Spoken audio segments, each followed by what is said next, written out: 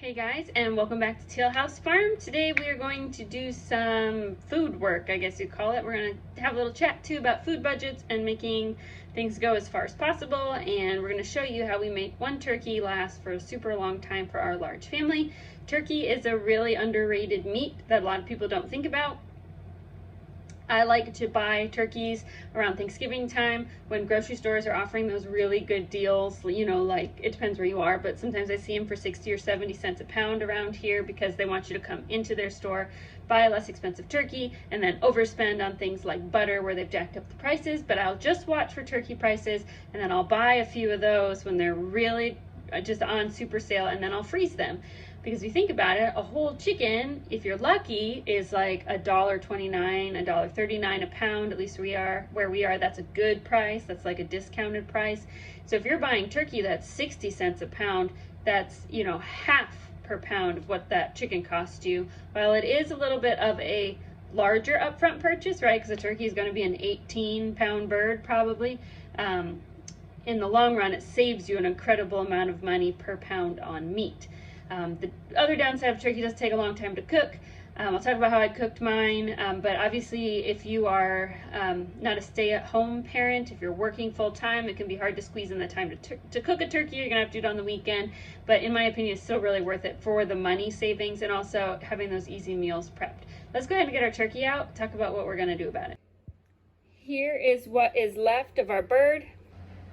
So this bird was 17 pounds, I believe is what the tag said. We've already had 2 meals off of it, and both those meals were the same. It was just sliced turkey breast with mashed potatoes, gravy, cranberry sauce, and green beans, and all of that stuff came from the canning pantry, which was great. So it was actually a really inexpensive meal and pretty quick to throw together.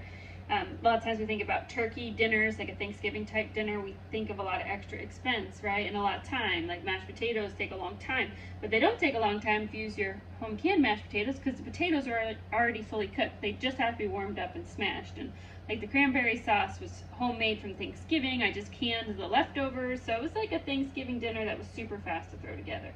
But even, we're a family of 9, if I forgot to mention that. So even after us all eating off this turkey breast, there's still quite a bit of meat left on this bird, and so it's going to go a really long way.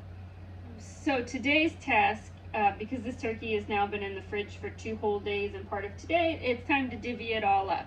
And sometimes I will go ahead and pre-make turkey pot pies and put them in the freezer, which is really easy, but this time I'm actually not going to do that because at Thanksgiving time I canned pot pie filling and I still have a bunch in the pantry. I'll link a video on how I do that. The video is a few years old. It's something I kind of do every year though after Thanksgiving, is canned turkey pot pie filling, and then it could also be used to make like a turkey stew out of it. So I have a video on how I do that, but we're not going to do it now because I have some already from Thanksgiving in the pantry. So what we are going to do is we're going to go ahead and take all the meat off, and we're going to freeze them in 1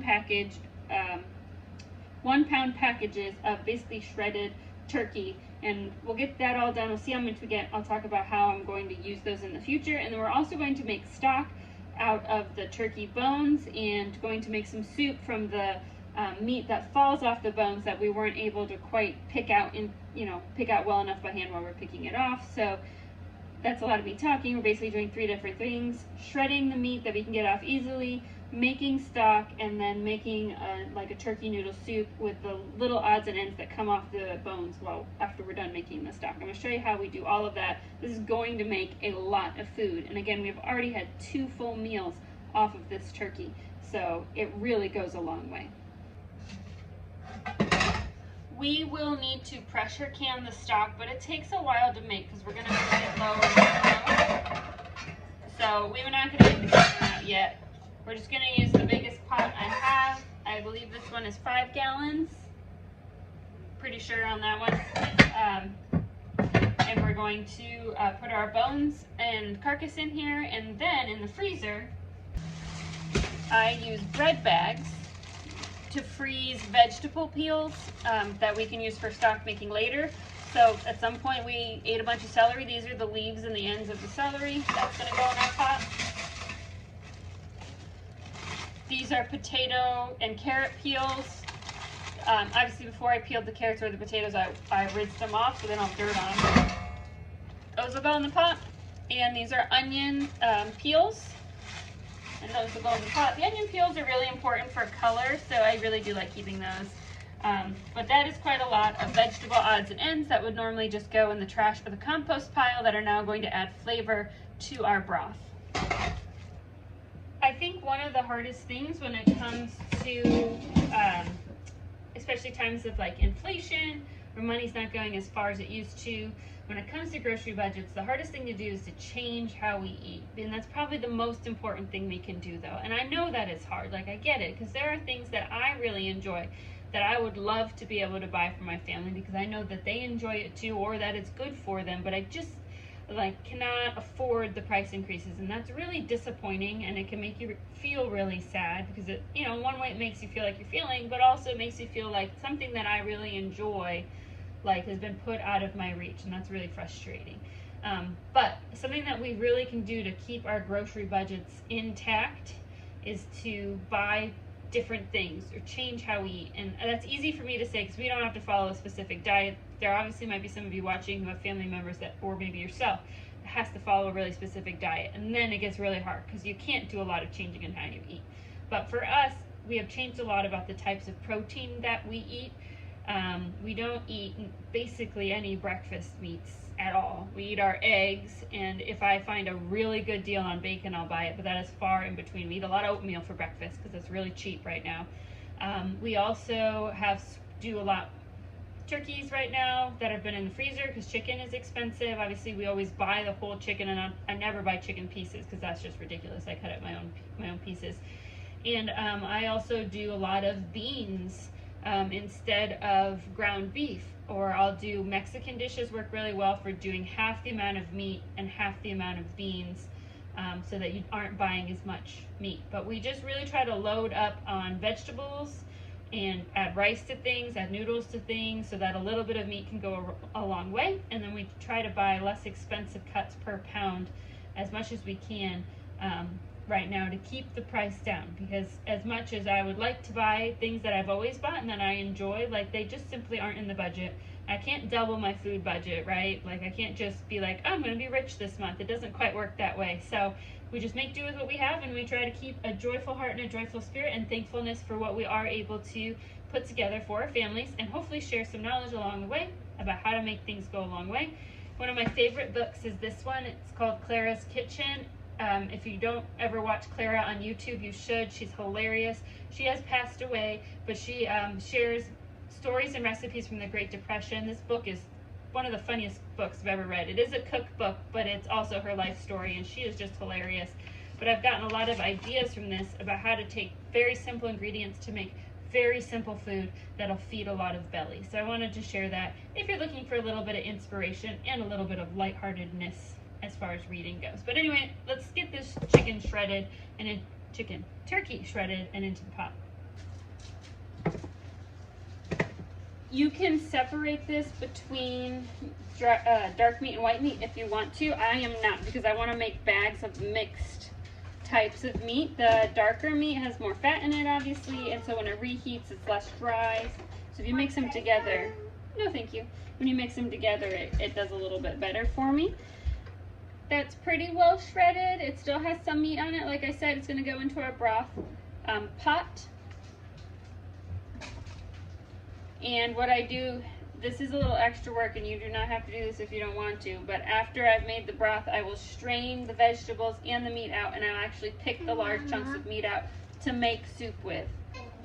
Okay, we did a pretty good job. Got the vast majority of it. Like I said, we're going to put it in the pot, and whatever still falls off of it we'll use with soup.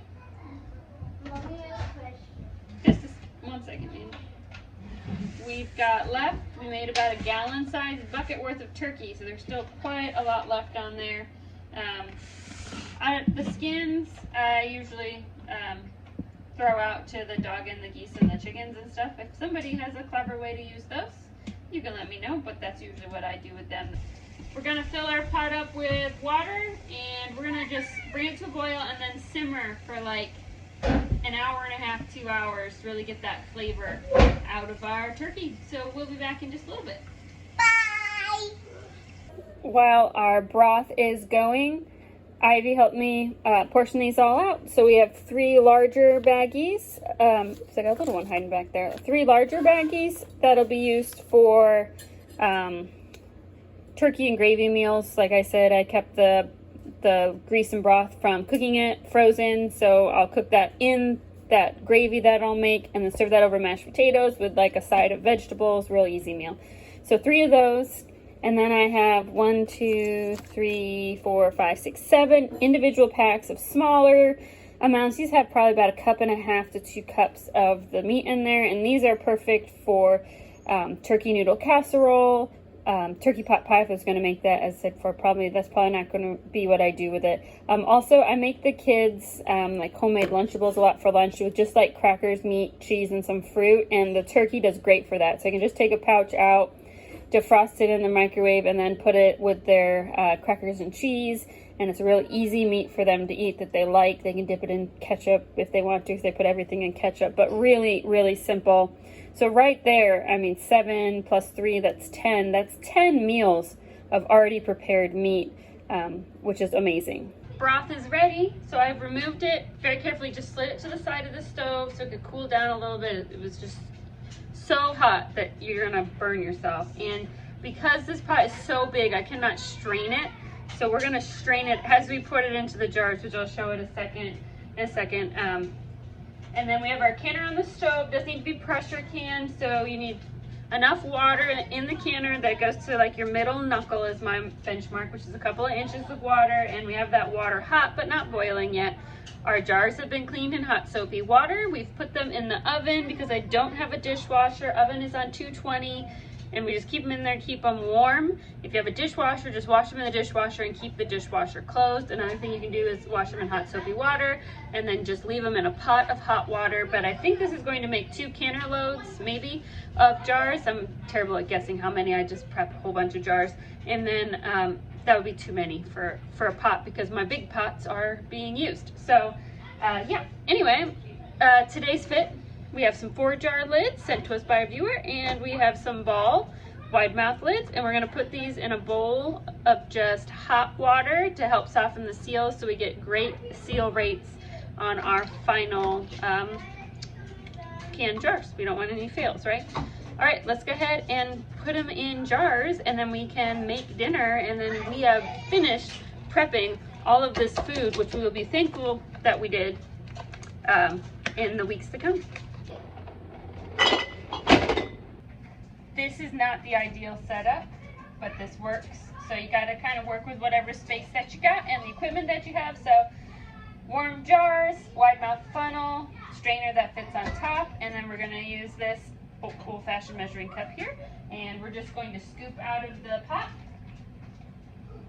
and the strainer will stop any residue from getting in our jars. We want 1 inch of headspace, so it's right under the bottom rim. And then we just kind of move along our jars until we get them all full. I do not add any salt or seasonings to my jar because I want to be able to salt and season to taste based on what I'm making. The salt is not needed for safety, it's just for taste. So you can pre-do that in your jars or in your pot.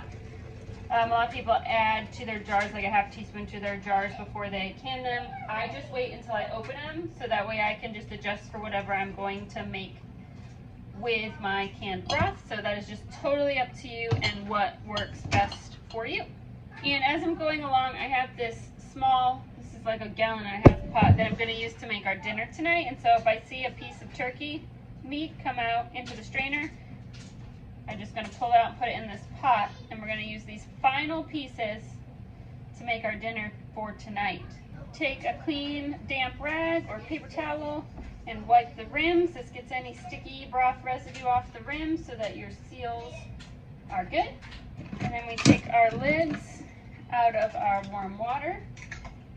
We're going to put those on our jars. All right, then our rings, fingertip tightness, that means go as tight as you can go and then give it a tiny extra oomph. Then into your canner, we'll do a load of pints and we'll do a load of quarts. 20 minutes for the pints and 25 minutes for the quarts. at 11 pounds pressure. Again, if you are at a high altitude, you'll need to check your altitude chart. Oh, I mixed that. You can actually mix sizes in the same canner if you want to. You go with the longer canning time, but I don't want to do that because I have enough for 2 canners. Check your altitude charts if you live at a high altitude because your time and pressure may be different. Always want to be safe when canning. Let's finish up. Our canners are going strong. We have half of this pot is the broth that we didn't can. I've got carrots and onions from the garden and plus some celery from the fridge, and I have this little leftover green beans from last night. This will all go in our little turkey stew thing. Plus we're going to add some carrot tops from our carrots from the garden because these work just like parsley. Plus a little salt and pepper, maybe a little thyme if I'm feeling it, and a whole bunch of egg noodles. And we'll cook that all in this pot, and it'll make a real thick kind of stew. I don't like to call it a soup because I like to have most of the broth sucked up.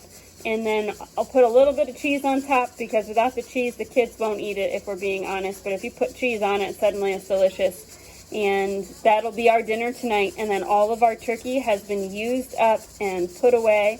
And there are some turkey pieces in here, like I said before, from the pot that we emptied out. Let's get you to the final product so you can see what we have, and then we'll be all done. Okay, we're basically done. The last canner is still cooling down, but we got our pints out. They look great. And here's our noodly soup stew for the kids. We have some bread and butter. Good job, buddy. And I'm just going to sprinkle a little cheese on top for him.